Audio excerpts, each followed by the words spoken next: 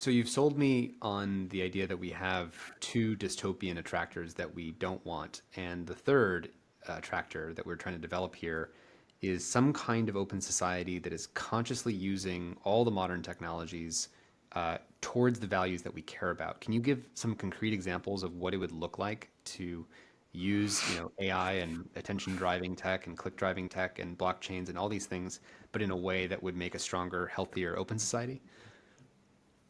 Yeah, totally. So let's say we take the attention tech that you've looked at so much that when it is applied for a commercial application is seeking to gather data to both maximize time on site and maximize engagement with certain kinds of ads and whatever. That's obviously the ability to direct human behavior and direct human feeling and thought. In a way, that has both emerged out of capitalism and has become almost a new macroeconomic structure more powerful than capitalism, because even more powerful than being able to incent people's behavior with money is being able to direct what they think and feel, to where the thing that they think of as their own intrinsic motive has actually been influenced or captured. So if we wanted to apply that type of technology and we figured out how to make the kind of transparency that made institutions that were trustworthy enough that we could trust them with this, and already we have institutions that have it that we have no basis to trust with it, could that same tech be used educationally to be able to personalize education to the learning style of a kid or to an adult, to their particular areas of interest, and to be able to not use the ability to control them for game theoretic purposes, but use the ability to influence them to even help them learn what makes their own center, their locus of action more internalized, right? We could teach people with that kind of tech how to notice their own bias, how to notice their own emotional behaviors, how to notice groupthink type dynamics, how to understand propaganda and media literacy. So could we actually use those tools to increase people's immune system against bad actors' use of those tools? Totally. Could we use them pedagogically in general to be able to identify, rather than manufacturing desires in people or appealing to the lowest angels of their nature because addiction is profitable, can you appeal to the highest angels in people's nature but that are aligned with intrinsic incentives and be able to create customized educational programs that are based on what each person is actually innately, intrinsically motivated by, but that are their higher innate motivators? Everybody can have a reward circuit that is based on, chocolate cake and sloth, but the immediate spike that comes from the chocolate cake ends up then having a crash and increased weight and inflammation and whatever, where the baseline of their happiness goes down over time. Even though every time they eat the chocolate cake, they get a spike. The exercise reward circuit is maybe not that fun, maybe even kind of painful and dreadful in the moment, but then creates a higher baseline of energy and capacity and endurance and self-esteem. And you start to actually have the process become more fun. You get a new reward circuit and the baseline goes up. So of course I can appeal to the lower reward circuit and say, hey, I'm just giving people what they want. Yeah, but if you have $1 billion or $1 trillion organization that is preying upon them, and you discuss this very well all the time, the vulnerabilities that make people's life worse, to then have the plausible deniability to say, yeah, but they wanted it. Yeah, but it was a manufactured demand and a vulnerability. Where's the noblesse oblige? Where's the obligation of having that much power to actually be a good steward of power, a steward of that for other people, where if there are reward circuits that decrease the quality of their life, or reward circuits that increase it, that we're trying to appeal to one rather than the other? Could we do that? Yeah, totally we could. Could we have an education system as a result that was identifying innate aptitudes, innate interests of everyone and facilitating their development? So not only did they become good at something, but they became increasingly more intrinsically motivated, fascinated, and passionate by life, which also meant continuously better at the thing. Well, in a world of increasing technological automation coming up, both robotic and AI automation, where so many of the jobs are about to be obsoleted, our economy and our education system have to radically change to deal with that, because the core of, like, one of the core things an economy has been trying to do forever was deal with the need that a society had for a labor force. And that there were these jobs that society needed to get done that nobody would really want to do. So either the state has to force them to do it, or you have to make it to where the people also need the job. So there's a symmetry, and so kind of the market forces them to do it. Well, when you technologically automate those jobs, and it happens to be that the things that are the most rote are the least fun for people and the easiest to program machines to do. And so if you keep the same economy, where if people don't produce, they don't have any basic needs met, then people want those crappy jobs, right? But if you make it to where they have other opportunities, then of course having those jobs be automated is fine. But what does it mean to really be able to have other better opportunities? So if one of the fundamental axioms of all of our economic theories is that we need to figure out how to incent a labor force to do things that nobody wants to do, and emerging technological automation starts to debase that, that means we have to rethink economics from scratch, because we don't have to do that thing anymore. So maybe if now the jobs don't need the people, can we remake a new economic system where the people don't need the jobs? Can we start to create commonwealth resources that everyone has access to, where people's access isn't based on possession that automatically limits everyone else's access? If you get around transportation-wise with a car based on owning that car, where the vast majority of the life of the car, it's just sitting, not being used, for you to have access to the car, you have to have possession of it, which means that it's a mostly underutilized asset. I don't have access to the thing that you possess. Now, what we see with Uber, of course, is a situation where your access is not mediated by your possession. So now turn that into electric self-driving cars, and now make the entire thing on a blockchain, so you disintermediate even the central business, make it a commonwealth resource, and everyone has access to transportation as a commonwealth resource. It'll take a 20th of the number of cars to meet the same level of convenience during peak demand time, so much less environmental harm. It'll actually be more convenient because I don't have to be engaged in driving the thing, and there's less traffic because of the coordination and better maintenance, and there isn't a desire for or an incentive for design and obsolescence in that system. You can see a situation where, okay, can we make it to where the wealth augmenting capacity of that technological automation goes back into a commonwealth, because we don't have to have the same axioms of needing to incent the people. Oh yeah, but if you don't incent the people, they'll all be lazy welfare people. Nonsense. Einstein didn't do what he did based on economic incentive. And neither did Mozart, and neither did Gandhi. And none of the people that we are most inspired by through history were doing that. And what kids will spend so much time doing, where they ask questions about why this, and building forts and whatever, is intrinsic motive. It's just, we don't facilitate the things that they're interested in. We try to force them to be interested in things they aren't interested in. That's what ends up breaking their interest in life, and then they just want a hypernormal stimuli and play video games, whatever. What if you had a system that was facilitating their interest the entire time? Now you have a situation where you can start to decrease the total amount of extrinsic incentive in the system as a whole.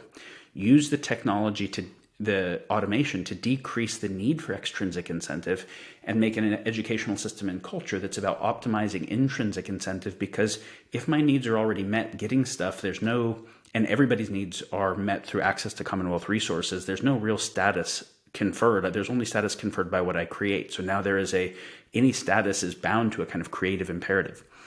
That's an example. We can look at blockchain tech even more near term and say, but just to come back to this technological automation thing. So obviously it makes possible changing economics and changing education, but also, what is the role of humans in a post-AI robotic automation world? Because that is coming very, very soon. And what is the future of education, where you don't have to prepare people to be things that you can just program computers to be? Well, the role of education has to be based on what is the role of people in that world. That is such a deep redesign of civilization, because the tech is changing the possibility set that deeply. So at the heart of this are kind of deep existential questions of what is a meaningful human life, and then what is a good civilization that increases the possibility space of that for everybody, and how do we design that thing? We come back to blockchain and we say, well, blockchain is an uncorruptible ledger. Well, one thing that the left and right and everybody agrees on is that corruption happens and it's bad for the society as a whole and we don't like it. We just disagree on who does it. Is it possible that tech could make possible decreasing corruption as a whole? It actually decreases the possibility set for corruption. Yeah. In order to do corruption, I have to be able to hide that I did it, right? I either have to break enforcement or break accounting, and mostly it's break accounting. And so what if all government spending was on a blockchain? And it doesn't have to be a blockchain. It has to be an uncorruptible ledger of some kind. Holochain is a good example there that is pioneering another way of doing it, but an uncorruptible ledger of some kind where you actually see where all taxpayer money goes and you see how it was utilized. The entire thing can have independent auditing agencies and the public can transparently be engaged in the auditing of it. And if the government is going to privately contract a corporation, the corporation agrees that if they want that government money, the blockchain accounting has to extend into the corporation. So there can't be, very, very bloated corruption. Everybody got to see that when Elon made SpaceX, all of a sudden he was making rockets for like 100th to 1,000th of the price that Lockheed or Boeing were, who had just had these almost monopolistic government contracts for a long time.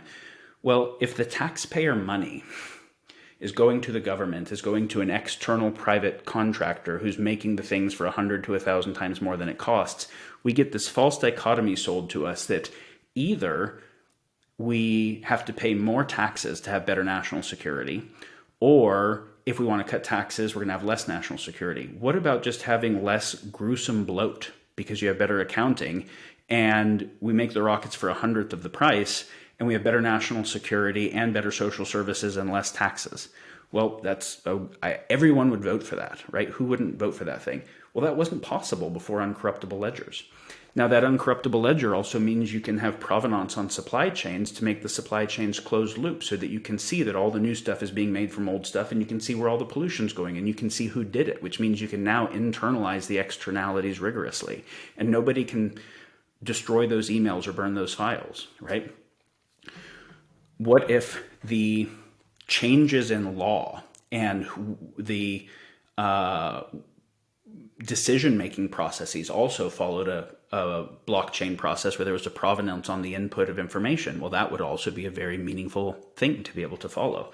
So this is an example of can we actually structurally remove the capacity for corruption by technology that makes corruption much, much, much harder, that forces types of transparency on auditability? What if also you're able to record history? You're able to record the events that are occurring in a blockchain that's uncorruptible where you can't change history later.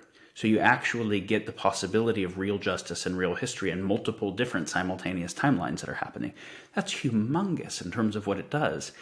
What if you can have an open data platform and an open science platform where someone doesn't get to cherry pick which data they include in their peer-reviewed paper later? We get to see all of the data that was happening. We solve the oracle issues that are associated. And then if we find out that a particular piece of science was wrong later, we can see downstream everything that used that output as an input and automatically flag what things need to change. That's so powerful. The least interesting example of blockchain is currency creation. These are actual, the capacity for the right types of accounting means the right type of choice making, right? Let's take AI. Well, with AI, we can make super terrible deep fakes and destroy the epistemic commons, using that and other things like that. But we can see the way that the AI makes the deep fake by being able to take enough different images of the person's face and movements that it can generate new ones. We can see where it can generate totally new faces, averaging faces together. Somebody sent me some new work that they were just doing on this the other day. I found very interesting. They said, we're going to take a very similar type of tech and apply it to semantic fields where we can take everybody's sentiment on a topic and actually generate a proposition that is at the semantic center, or take everybody's sentiment and abstract from it the values that they care about and create values taxonomies and say we should come up with a proposition that meets all these values.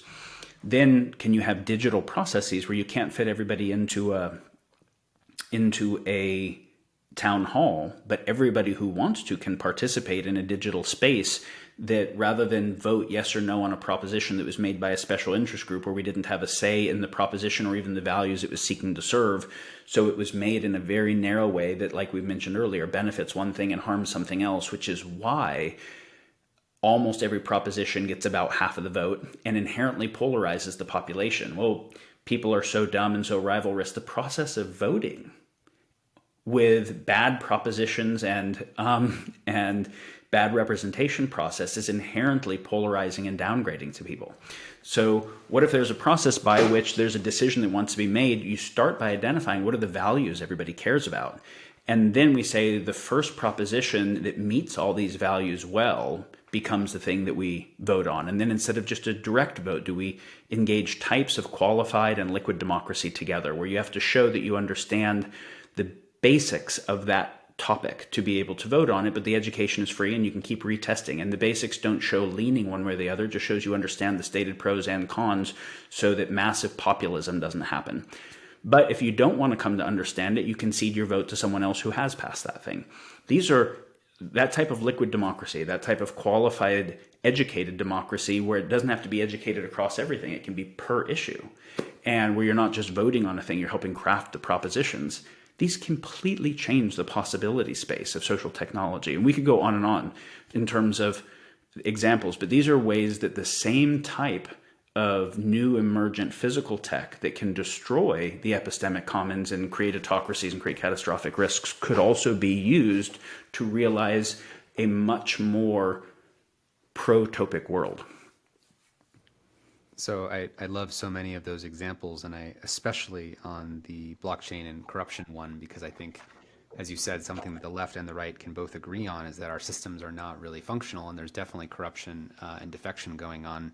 And just to add to your example, imagine if citizens could even earn money by spotting inefficiencies or corruption in that transparent ledger, so that we actually have a system that is actually profiting by getting more and more efficient over time and actually better serving the needs of the people and having less and less corruption. And so there's actually more trust and faith, and that's actually a kind of digital society that when you look at, let's say, the closed China's digital authoritarian society, and you look at this open one that's actually operating more for the people with more transparency, with more efficiencies, you get more SpaceX, Elon Musk type cheap ways of sending rockets to the moon and becoming a multiplanetary civilization, as opposed to more bloat and more mega monopolies, defense contractors that are not taking us to where we need to go.